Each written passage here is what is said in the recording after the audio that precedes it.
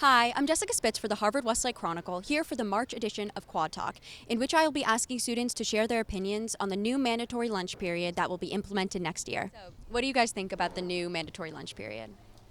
I think that it's a really good idea because I know a lot of students aren't able to eat lunch, and it's just really important that you're able to eat lunch so you can focus in class and everything. I think it's tough when you only have you only block like first or eighth and you never have that time during the day to eat lunch, and especially like when you have a block maybe third or second and that's kind of your only time and you have to decide like what you're going to eat or plan it out. So I think it's important because then you can just count on having like a consistent lunch instead of each day could alter and you always have to like figure out your eating schedule. I think it's really cool that everyone's going to have time to eat. However, I can't take as many classes as I was planning on taking, which was kind of a bummer, but I get to eat. Did not having a set lunch period sophomore year make the transition from the middle school to the upper school more difficult?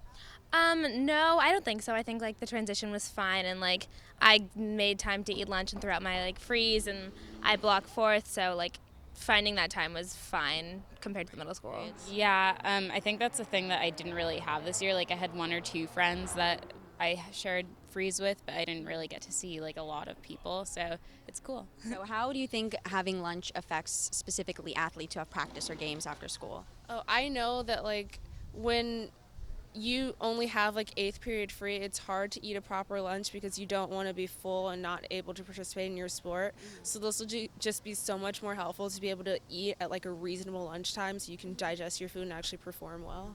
Yeah. I mean, there have been days when I had like a game and I didn't have any freeze at the end of the day, so I had to like cram in a bunch of food like third period, as I said. And then I was just so hungry, and by the game time, I just didn't have anything to eat, and it was just a bad situation. But hopefully, like the new schedule, um, eating during the day, it's like more natural and you'll play better. Have you ever had an experience where teachers are not so okay with you eating during class? No, actually, no, I know for me, but a lot of my friends like kind of have that, like specific teachers. But for all of my teachers, they're completely fine with like you bringing food because they know that like a lot of people don't have time to eat. So, as a senior, do you think looking back on your Harvard Westlake experience, it would have been good to have a designated lunch period during the day? Yeah, I think so. Cause like when I was a sophomore, I remember having no block periods and it sucked. Cause like I would have to like rush to the cafeteria and buy some food, like a burrito or something, and then I'd have to run back to my class in like the history room, and then like my history teacher would have to deal with my like smelly food, so it was like a bad deal. So it would be good, yeah.